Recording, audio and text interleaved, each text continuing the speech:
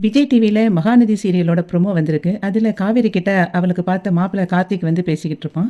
கார்த்திக் வந்து சொல்லுவான், உங்க கசின் பேசின பிறகு தான் நான் என் முடிவையே மாத்திக்கிட்டேன். அவரு தான் உங்கள பத்தி தப்பு தப்பா பேசிக்கிட்டு இருந்தாரு." விஜய் சொன்னத சொல்லுவான். "அவள மாதிரி ஒரு பொண்ணுகிட்ட மாட்டிக்கிடவே கூடாது." அப்படின்னு அவர் சொன்னத அவன் சொல்லுவான். அதுக்கப்புறம் உங்க அம்மாகிட்டயும் அவர் வந்து கால் பண்ணி குடுத்தாரு. உங்க அம்மாவும் வந்து உங்கள பத்தி தப்பா தான் சொன்னாங்க. அவங்க வந்து அவளே ஒரு அடங்காப்பிடாரி.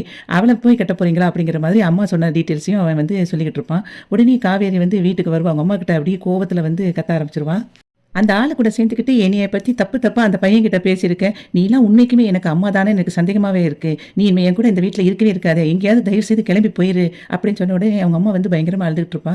அதுக்கப்புறம் விஜய் கிட்ட வந்து காவேரி அழுதுகிட்டே ஃபோன் பேசுவா. அப்போ அவன் வந்து கார்ல போய்க்கிட்டே இருப்பான். போயிட்டே இருக்கும்போது என்னாச்சு மிஸ் ஏன் அழுகுறீங்க அப்படின்னு சொல்லி அவன் கேட்பான்.